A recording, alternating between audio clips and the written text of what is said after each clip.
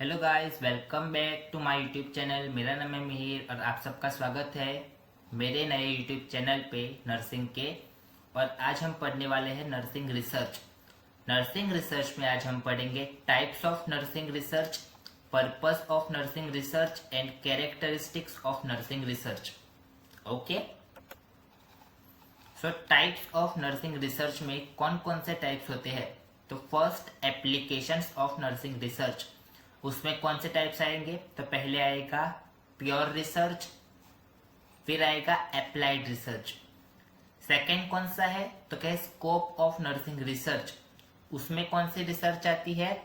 तो exploratory research आती है, डिस्क्रिप्टिव रिसर्च आती है एंड एक्सप्लेनेटरी रिसर्च आती है। अब इंफॉर्मेशन ऑफ नर्सिंग रिसर्च कौन सी होती है? क्वांटिटेटिव रिसर्च, क्वालिटेटिव रिसर्च और अदर टाइप्स ऑफ रिसर्च, मतलब nursing research. Next, purpose of nursing research. इसके टोटल 6 साइकिल में एक्सप्लेनेशन आता है, लेकिन मैंने 5 में किया है ताकि आप लोगों को पढ़ने में आसानी हो।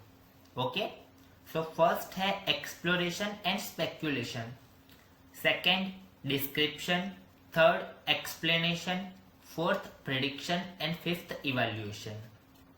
Next, purpose of nursing research क्या होता है? तो first, exploration and speculation. Exploration means इसके बारे में माहिती निकालना। अब identifying a new nursing phenomena, यानी किसी नए नर्सिंग फिनोमिना के बारे में पहचानना या उसकी माहिती निकालना।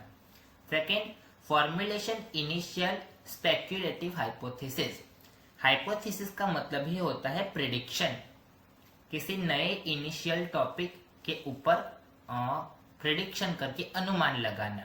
Third, gaining critical background site, यानी किसी क्रिटिकल कंडीशन के बैकग्राउंड टाइम पे क्या गेनिंग करने होता है, वही इसके बारे में समझाता है।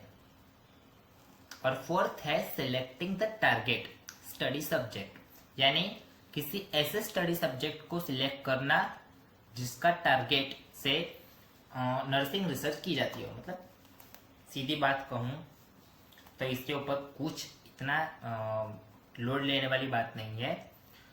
आप जिस सब्जेक्ट को पकड़ रहे हो उसके ऊपर नर्सिंग रिसर्च का टारगेट करो कि इस टॉपिक पे इतने स्टेटमेंट बनते हैं, और उस स्टेटमेंट के अकॉर्डिंग प्रॉब्लम बनाओ, और प्रॉब्लम्स के बाद आप उससे आराम से नर्सिंग रिसर्च कर सकते हैं। नेक्स्ट पॉइंट है डिस्क्रिप्शन। अब डिस्क्रिप्शन का मतलब होता है वर्णन करना।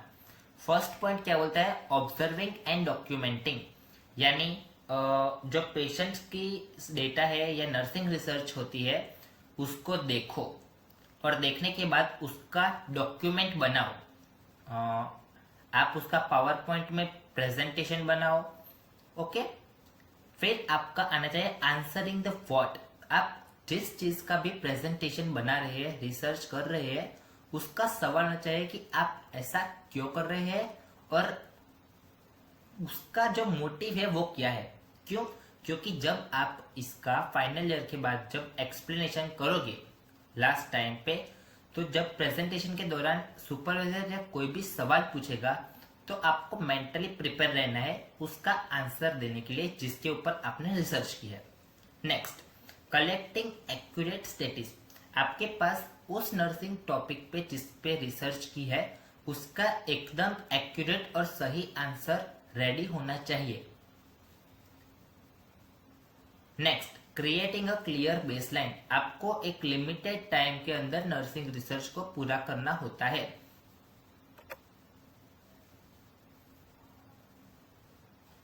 Third point, explanation. एक्सप्लेनेशन का मतलब होता है किसी चीज को समझाना, यानी नर्सिंग रिसर्च के दौरान जब हम पीपीटी से किसी चीज को एक्सप्लेन करते हैं बड़े ट्यूटर के सामने, तो जब भी हम पीपीटी से एक टॉपिक, यानी जो नर्सिंग रिसर्च ब्रेस्ट फीडिंग का या फिर कोई भी टॉपिक पकड़ा है, तो उसके बारे में जब हम पढ़ाते हैं, उसकी रिसर्च की है, तो पीपीटी से जब उसके बारे में पूरी रिसर्च पढ़ाते हैं, उस टाइम जो सामने बैठा होता है वो बंदा आपसे रैंडम क्वेश्चन पूछेगा। तो आपको खुद को पता होना चाहिए कि आपने ये रिसर्च क्यों की है, why. Identify cause and effect. जब आप स्किज़ोफ्रेनिया जैसे सब्जेक्ट पर रिसर्च करते हैं तो उसमें आपको उसके साइन, सिम्टम्स एंड इफेक्ट पता होनी चाहिए। इसकी भी माहिती आप निकाल सकते हैं। Testing nurses theory.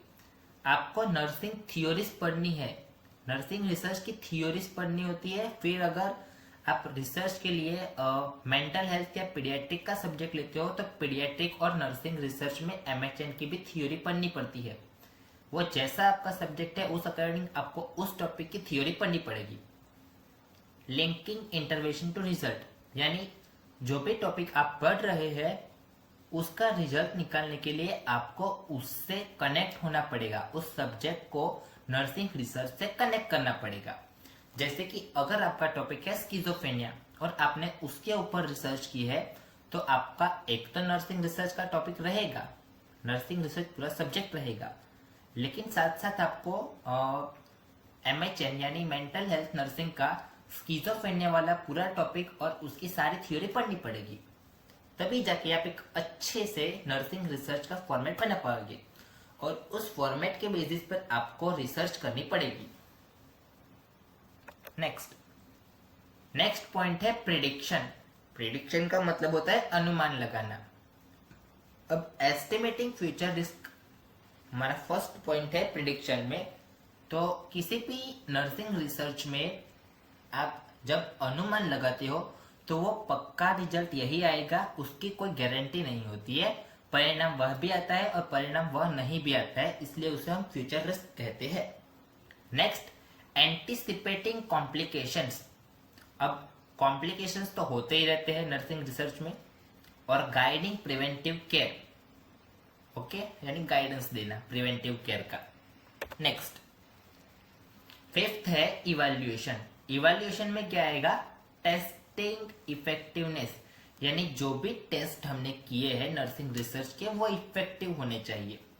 Measuring quality of care, जो क्वालिटी ऑफ केयर होती है नर्सिंग की, वो नर्सिंग रिसर्च के दौरान माहिती निकालने और उसके ऊपर स्टडी की जो क्वालिटी होती है वो क्लियर होनी चाहिए।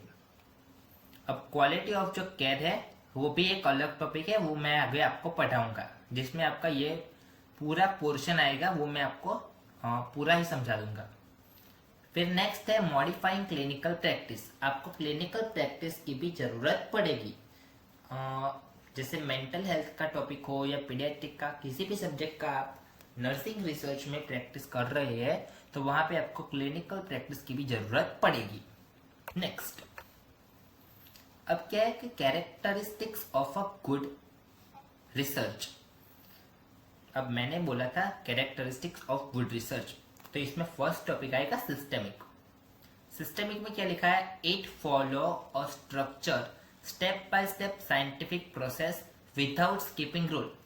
सिस्टेमिक मतलब होता है कि एक स्ट्रक्चर को ऐसे फॉलो करना जो कि step by step scientific process के अनुसार चलता है, जिसमें आप किसी भी रूल को छोड़ नहीं सकते। ओके। सेकेंड होता है logical. It is based on valid logic and reasoning to the guide clinical conclusion, यानी लॉजिक और रीजन के बेस्ड ऊपर आपको क्लिनिकल समरी लिखनी पड़ेगी। नेक्स्ट होता है ethical consideration. It strictly promote patients right, privacy, ensure information constant, यानी पेशेंट के जो प्रोटेक्शन के राइट्स होते हैं, मतलब प्रोटेक्शन राइट्स, प्राइवेसी, इसके बारे में इथिकल कंसिडरेशन में गिना जाता है। Next, replicable. The study can be repeated by other researcher to achieve similar result, यानी आप किसी टॉपिक पर जो नर्सिंग रिसर्च कर रहे हैं वो रिपीटेड होगी, तो आप किसी जो PYQs यानी पास्ट में की गई रिसर्च है या फिर दूसरे रिसर्चर से, उसका और आपका रिसर्च का रिजल्ट सेम आता है तो वो होता है रेप्लिकेबल। नेक्स्ट, फिफ्थ पॉइंट है generalization. The research finding can be confidently applied to a large patient population. यानी हम किसी रिसर्च को फाइंड करते हैं, कॉन्फिडेंटली फाइंड करते हैं और वो पॉइंट बड़ा होता है यानी पीपल के ग्रुप में। अब हम बात करते हैं कम्युनिटी में, तो कम्युनिटी में हम जब ज्यादातर लोगों के बीच में कोई रिसर्च की फाइंडिंग करते हैं, शोधते हैं और शोधने के बाद हम उसको कॉन्फिडेंटली अप्लाइड करवाते हैं तो वो हो जाएगा जनरलाइजेशन में। सिक्स्थ पॉइंट है ऑब्जेक्टिविटी।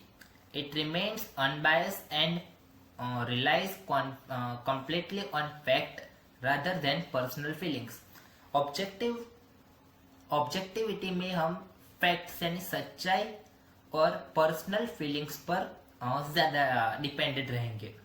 नेक्स्ट, बनाने रह चुकी है तो मैं उसके फोटोज डिस्क्रिप्शन में डाल दूंगा। अभी आप उस कंटेंट के बारे में सुन लो सिर्फ। तो वो जो कंटेंट है उसमें फर्स्ट पॉइंट है 7 steps of nursing research progress. तो उसमें क्या क्या आएगा, तो उसमें फर्स्ट आएगा define research problem, review of literature, formulate hypothesis, preparing the research design, data collection, data analysis and interpretation and report writing. Okay, ये एक पॉइंट था और दूसरा पॉइंट ये है जो कि सबसे मेन पॉइंट है। अब इसका इमेज तो मैं किसी भी तरह अपलोड कर दूंगा डिस्क्रिप्शन में, फिलहाल आप इसे पॉइंट को सुन लो।